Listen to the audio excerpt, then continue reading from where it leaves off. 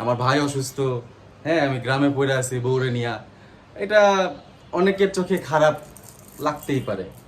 এটা অবশ্য ঠিক আছে। আহ, যারা নতুন বিয়ে করছে তারা এটা বুঝবে, হ্যাঁ ছেলেরা বুঝবে, মেয়েরা আসলে বুঝবে না। অনেকেই মন্তব্য করতে পারে খুব ইজিলি, হ্যাঁ তো মন্তব্য করাটা খুব সহজ ভাবি, তাই না? মন্তব্য করাটা খুব সহজ, কিন্তু আমি যে এমন না যে আমার ফ্যামিলির খোঁজ খবর রাখতেছি না। আপনারা এমন ভাবে কমেন্ট করেন মনে হয় কি আমি আমার ফ্যামিলির একদম বাদ দিয়া চলে গেছি শ্বশুর বাড়িতে। হ্যাঁ তা আম্মু হচ্ছে গিয়া গতকালকে অসুস্থ হয়ে পড়ছে হাসপাতালেই, তা আমাকে বলে নাই, ভাইয়াকে নাকি ফোন দিছে। আসসালামু আলাইকুম, কেমন আছেন সবাই? আশা করছি অনেক ভালো আছেন। Welcome to our channel honey and বানি। এন্ড আমি আছি হলো গিয়ে এখন আমার বাসায়। কোলে নিব? শারিফা বলতেছে কোলে নাও, আর শারাফাত হচ্ছে গিয়ে ভাবির কোলে, শারিফা আমার কোলে। তো বাসার মধ্যে অনেকদিন পর ভিডিও অন করলাম। হ্যাঁ আমার কোলে যাবা? আমার কোলে নাইতে পারবো না। তো ভাবিকে নিয়ে ক্যামেরার সামনে আসলাম, কারণ হচ্ছে কি আজকে আমার বউ নাই। আমার বউটা আমি রাখা পড়ছি গ্রামে। আমার ভাল লাগতেছিল না গ্রামে, অবশ্য মন টিকতেছিল না। গ্রামে আসলে অনেক দিন, প্রায় 5 দিন ছিলাম টানা। টানা 5 দিন এক জায়গায় এক ঘরের মধ্যে এদিক ওদিকে, আর তাছাড়া সাপের বাড়ছে, এদিক ওদিকে মুভ করা যায় না। পুরোটাই জঙ্গল, আমাদের বাড়ির আশেপাশটা মানে সবকিছুই মাঠ টাট। তার আশেপাশে তেমন পরিচিত মানুষও নাই যে তাদের সাথে যায় একটু টাইম স্পেন্ড করব। এজন্য হচ্ছে গিয়া তার মধ্যে আরেকটা কাহিনী আছে, আরেকটা কাজ আছে। আরেকটা হচ্ছে দাঁড়াও দাঁড়াও বাবা, নিচ্ছি নিচ্ছি। এটাকে শারিফা রাগ করছে, আমার কোলে আসবা? আচ্ছা আচ্ছা নিচে দাঁড়াও বাবা, দাঁড়াও। শারিফা ছোট না, শারিফা রাগ করবে না। শারিফা তার মধ্যে আরেকটা হচ্ছে এই আমরা জামা কাপড় নিয়ে যাই নাই। তা আমাদের প্ল্যান ছিল হইলো গিয়া আমরা ঈদের পরের দিন গ্রামে যাব, যাই মাংসটা ছাগল দুটো কাটবো, কাইটা রাতটা থাইকা সকালবেলা চলে আসবো, বা সকালবেলা হচ্ছে গিয়া সাবিনাদের বাসায় যাব, ওইখান থেকে চলে আসবো। এরকম একটা ছিল, প্ল্যান ছিল আমাদের। তা আমরা হচ্ছে গিয়া মিস্টেক করে ফেলছি, আমরা জামা কাপড় একদমই নিয়ে নেই। আমি 1 সেট নিছি, 2 সেট নিছি। তো তার মধ্যে 1 সেট ছিল পুরা সাদা সাদা ড্রেস, যেটা আমরা পরে গ্রামে গেছি, আপনারা দেখছেন। তো সেই ড্রেসটা হয়েছে কি, গ্রামে ওই যে আমি চেয়ারে যাই বসছি, চেয়ারের মধ্যে কে যেন মাংসের ঝোল টোল লাগায় রাখছিল, তো পিছনে মাংসের ঝোল লেগে গেছে, তো সেটা আর পরা যায় নাই। আর সাদা প্যান্ট তো যাওয়ার সময় ময়লা হয়ে গেছে, সেটা আর পরা যায় নাই। তো একটা সেট ছিল, ওইটারই ঘুরা ঘুরা ঘুরা ঘুরা পড়তেছিলাম। তো এটা আমার নিজের কাছে খারাপ লাগতেছিল যে এক ড্রেস আমি খুব একটা বেশি দিন পরতে পারি না। আর মিমের তো গ্রামের ড্রেস আছে, মিমের প্রবলেম হয় নাই। তার মধ্যে ড্রেসটা মেটার না, এটা ধুয়ে ধুয়ে পরাই যায়, লুঙ্গি পরা যায়। তো কিন্তু বিষয় হচ্ছে ভাল লাগতেছিল না, তার মধ্যে ঢাকায় আসতে মন চেতেছিল। এর মধ্যে ভাইয়া অ্যাক্সিডেন্ট করছে, ভাইয়ারও দেখতে হইতো। আমি তো ওই যে ভিডিও কলে দেখতেছি, কথা বলতেছি, আপনারা অনেক মন্তব্য করেন যে আমার ভাই অসুস্থ, হ্যাঁ আমি গ্রামে পড়ে আছি বউরে নিয়া, এটা অনেকের চোখে খারাপ লাগতেই পারে। এটা অবশ্য ঠিক আছে। যারা নতুন বিয়ে করছে তারা এটা বুঝবে, হ্যাঁ ছেলেরা বুঝবে, মেয়েরা আসলে বুঝবে না। অনেকেই মন্তব্য করতে পারে খুব ইজিলি, হ্যাঁ তো মন্তব্য করাটা খুব সহজ ভাবি, তাই না? মন্তব্য করাটা খুব সহজ, কিন্তু আমি যে এমন না যে আমার ফ্যামিলির খোঁজ খবর রাখতেছি না। আপনারা এমন ভাবে কমেন্ট করেন মনে হয় কি আমি আমার ফ্যামিলির একদম বাদ দিয়া চলে গেছি শ্বশুর বাড়িতে। এরকম ভাবে কমেন্ট করে। তো আম্মু হচ্ছে কি অসুস্থ হয়ে পড়ছে গতকালকে, তা এই জন্য হচ্ছে কি গতকালকে চলে আসছি। আমি জানি না যে আম্মু অসুস্থ, আমি ভাইয়ারে বলছিলাম পরশুদিন যে আমি আজকে আসবো, গতকালকে আসবো। আমি গতকালকে রাতে আসছি 10:30টার সময়। আর এরপরে হচ্ছে আম্মুকে এসে দেখলাম আম্মু অসুস্থ, আম্মু এখনো শুয়ে আছে, মাথায় ব্যথা করতেছে। তারপরে প্রেশার, আম্মুর তো অনেক আগের থেকে প্রেশার, এই প্রেশার আপ ডাউন করে, মাঝে মাঝেই করে, এটার জন্য এখন একটু রেস্টে আছে, এই আর কি। আর ভাবি হচ্ছে কি আমার জন্য মাংস পিসতেছে, কি জন্য ভাজবেন না? মাংস পিসতেছে, এটা ভাজবে। তো চলেন, আমার ভাবি তো একদম রোবট মানুষ, ভাবির সাথে, আমার ভাবিরা সবাই খুব ভালো জানে, আর ভাবির সাথে দুষ্টামি ফাজলামো কম করি। আমি কিন্তু ভাবিদের সাথে অনেক দুষ্টামি ফাজলামো করি, কিন্তু আমার ভাবির সাথে আমি কেন জানি করতে পারি না, কারণ সে খুব ঠান্ডা প্রকৃতির মানুষ। এই যে এখানে হচ্ছে গিয়ে ভাবি মাংস পিসতেছে পাটার মধ্যে। আমাদের তো হাম্বল দাস্তা নাই, থাকলে হয়তো বা ইয়ে করা যেত। এটা তো বটি দিয়া মাঝখান থেকে 2 ভাগ করে তারপরে করতেন।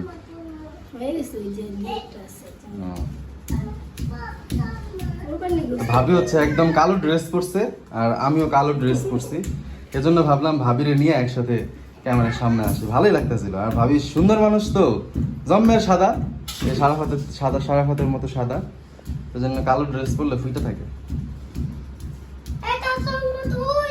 আরে হচ্ছে গিয়ে আমার ভাই। আসসালামু আলাইকুম।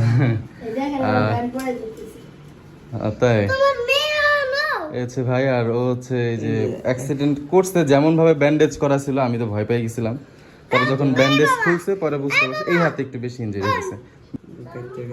এইদিকে হচ্ছে এই হাতটা বেশি, মানে মূলত হচ্ছে গিয়ে ছিলে গেছে, এটা বিষয় না, এটা খুব তাড়াতাড়ি শুকিয়ে যাবে। এখানে হচ্ছে একটা বাড়ি খাইছে চেস্টে, তো বাড়িটা হচ্ছে গিয়ে বেশি পাইছে, ব্যথাটা পাইছে। আর ওর তো চেস্টে তেমন একটা মাংস নাই, সবই হাড়, হ্যাঁ, এই জন্য হচ্ছে গিয়ে ব্যথাটা বেশি লাগছে। আর রানে মনে হয় পাইছে একটু ব্যথা, তাই না? এই রানের ব্যথা আর এর বুকের ব্যথাটা এগুলো সবচেয়ে বেশি ছিল। তো একটা অটো হচ্ছে গিয়ে এসে মাইটা দিছে, কিছু করার ছিল না, ওই অটোওয়ালাও আর পরে তো আর মারধর করেন নাই না? না, কিছু কই না। ও আমি থাকলে অবশ্য ওরে খুন করে লাইতাম। আমি ও বিষয়ে বেতন থাকুন, এখন জরিমানা লে নাই, কিছু কই না। আমি কিছু টাকা দিয়ে দেন, আমি যাই। তো ঠিক আছে, ভাবি হচ্ছে এটা করবে, করুক। ওরা হচ্ছে গিয়ে খেলাধুলা করতেছে আর আমি ওদের সাথে খেলতেছিলাম, হ্যাঁ, যে বল দিয়ে খেলতেছিলাম। এখানে এখানে বসে আছে ওরা, হাতের মধ্যে তাকিয়ে দেখি কি ওদের নখ অনেক বড় বড় হয়ে গেছে। আর ওদের নখ আগে আমি কাটতাম সব সময়, এখন হচ্ছে গিয়া কাটা হয় না। এখন কে কেটে দেয় তোমার নখ? না, বাবা তো এখন কেটে দেয় না। কে কেটে দেয়? ফুপি। বাবাই কেটে দেয়? আমি কই কাটি? আমি তো কাটি না। বাপে কাটে, ফুপু কাটে। এই যে বাবা কাটে, ফুপি কাটো, সবাই কাটে। আব্বু আর ফুপি কাটে? হ্যাঁ, তুমিও কাটো, আবার ভুলে যাও কে? দেখো কাটতাছো, ফুলু। তবে তুমিও কাটো, ভিজা থাকে। ওই হচ্ছে সারা রাত। এই যে নাও। অনেক দুষ্টামি করে, অনেক। হ্যাঁ। আমি নখ কাটতেছি না, হাত কেটে যাবে। হাত কেটে গেলে তখন লাগতো। ওই যে লাগতো। চারির মধ্যে কি ময়লা আছে। ওই যে লাগতো। সারাদিন খেলে। আমি আপনাদেরকে আমার রুমটা একটু দেখাবো, একটু পরে দেখেন। অনেক সুন্দর আমার রুমটা, খুব পরিপাটি থাকে এখন। তোমার লোককে দেখো। আমার রুমে এখন কে থাকে? আমরা। আমি আর ভাইয়া থাকি। ভাইয়া থাকো? হ্যাঁ। আমার রুমটা যে তোমরা যে নষ্ট করে ফেলাইলা, এটার তুমি জন্য যে থাকো না, এই জন্যই। আমি তো থাকি। তুই তুই তো আব্বার আব্বে বাসে গেছে থেকে আব্বার মা আনাইছিল, আপনি আব্বে বাসে গেছিল। একটা আছে, যখন মা আমার কাছে গেল তখন আইসু। তাই? আবার মামা না ছিল তখন আইসু, এখন কাছে গেল সারাফাত শাড়ি, এখন আইসু। সারাফাত শাড়ি তো হচ্ছে মানে পছন্দ করে না আমি কোথাও যাই। মেহমান আইছিল, তাই ঘরে নিচে ঘুমাইছিল, আর ফুপি ঘুমাইছে তোমার ঘরে। তাই? আরে আমাদের ঘরে ঘুমাইছি। সকাল উঠে ফুলকে দাঁত দিছি, তারপর মেহমানরা চলে গেছে, তার আব্বু এসে নিয়ে গেছে। কোন মেহমান আসছিল? যে ওই যে মানে আমার বড় ভাই আর আব্বু। বড় ভাই আর আব্বু? শিলনের জামাই। ও আচ্ছা। তো এইদিকে হচ্ছে গিয়ে এই যে আম্মুর হাতে হচ্ছে গিয়া, আম্মুর হাতের আর পায়ের কিছু কিছু নখ খুব বাজে অবস্থা। ওইগুলা কি করছিলা কত? জন্মের থেকে এমন নাকি? কোনি হয় না, কোনি মানে জন্মের থেকে তো আর এরকম না, হ্যাঁ, মানে নখগুলা খুব নষ্ট, নখগুলা কাটা যায় না, আমার এক একটা নখ কাটতে 1 ঘন্টা করে সময় লাগে। তাহলে চিন্তা করেন কিরকম একটা অবস্থা। হাতের গুলা না, হাতের গুলা মোটামুটি ভালো, পায়ের গুলা পাউডার দাও আমি পাউডার দেখাই। এই দেখেন আমি গ্রামে যাওয়ার আগে এই যেগুলা কাইটে দেখেছি, যেমন এই নখটা আর এই নখটা, এই দুইটা নখ, তারপর ওই পায়ের এই যে দুইটা নখ, এই দুইটা নখই, হ্যাঁ এই 4টা নখ কাটতে আমার মিনিমাম 2 ঘন্টা লাগে, 2 ঘন্টা। তো এই জন্য হচ্ছে কি আমি সহজে কাটতে চাই না, আর আমাকে বলে আর আমি ছাড়া কাটতে পারে না কেউ সুন্দর মতো। সামনে কারে সামনে তুই তো কারো ভালো হয় কাটটা। তত ভালো বসে যে বসে যেতে অত ভালো করে কাটতে পারেন। মেয়েদের কাজ কখনোই ভালো হয় না, ছেলেদের কাজ সব সময় ভালো হয়। এই এক না না, মেয়েদের কাজও ভালো হয়, মানে এটা মানুষ ওয়াইজ ভ্যারি করে। সব মেয়েদের কাজ ভালো হয় না, আবার সব ছেলেদের কাজও ভালো হয় না। মোটামুটি ভালোই হয়, সামনে এত খারাপ হয় না। তো যাই হোক, হাতের নখগুলা কাটি দেন আসি।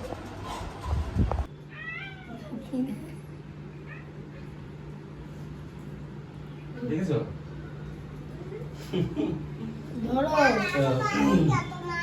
হ্যাঁ কি দাঁত? আমি যে বড় তাই, তুমি যখন বড় হবে তখন তোমার দাঁত বড় হবে, বুঝছো? তা আম্মু হচ্ছে গিয়া গতকালকে অসুস্থ হয়ে পড়ছে হাসপাতালেই। তা আমাকে বলে নাই, ভাইয়াকে নাকি ফোন দিছে। তা আমার গতকালকে আসার কথা ছিল, তো গতকালকে আমি আসতে পারিনি। গতকালকে না তো, সরি পরশুদিন আসার কথা ছিল। আমি পরশুদিন বেরো হয়ে গেছিলাম রেডি হয়ে, পরে আর আসা হয় নাই একটা কারণে। তো গতকালকে আসছি, আস্তে আস্তে তাও আবার লেট হয়ে গেছে। আমি কিন্তু বেরোইছি তাড়াতাড়ি, বেরোইছি আমি 7টায়, 7:15টার দিকে বের হয়েছি। আমার আস্তে আস্তে বাজে গেছে 10:30, 10:30 15:11 বাজছে আস্তে আস্তে, মানে বাড়িতে ঢুকতে 15:11 বাজছে। তারপর এসে দেখি যে মা অসুস্থ। ভাত খেতে পারো না? চাইলে খাও, মাংস দে। না ডাল দা মাংস খাও। না মাংস খাওয়া লাগবে না। আমার হচ্ছে গিয়া বুঝার পর থেকে দেখতেছি প্রেসার, মানে হাই প্রেসার। হ্যাঁ, আমাদের ফ্রিজে কিন্তু অলওয়েজ ওই যে তেঁতুল মেতুল টকমক এগুলো থাকে। তো হঠাৎ আগে বেশি হইতো, হ্যাঁ যখন ছোট ছিলাম পড়াশোনা করতাম ওই সময় মোটামুটি বেশি হইতো, যে কয়েকদিন পর পরে দেখতাম কি অসুস্থ হয়ে রাত লাগে যেত। তো এটা বড় হওয়ার পরে একটু কম হয়েছে। তো এখন আবার যে হঠাৎ করে গতকালকে হাসপাতালে এই অবস্থা হয়েছিল, করে নিয়ে যাবো ডাক্তার কাছে, দেখি কি বলে। মাথার মধ্যে হচ্ছে গিয়া দাম ছাপকাচিয়া রাখছে, মাথা নাকি পেইন করে, এটার জন্য। আরে দেন ওরা কি দুষ্টামি করতেছে, দুই ভাই বোন এক জায়গায়। করি আজকে খাওয়া দাওয়ার মধ্যে তেমন কিছু না, এটা আছে না ধনেপাতা ভর্তা, না ধনেপাতা ভর্তা, ভেন্ডি ভাজি, ডাল আর হচ্ছে মাংস ভাজা। এই এগুলো দিয়ে হচ্ছে গিয়া লাঞ্চটা করি। তো আজকে ভিডিওটা এই পর্যন্তই, সবাই ভালো থাকবেন, সুস্থ থাকবেন।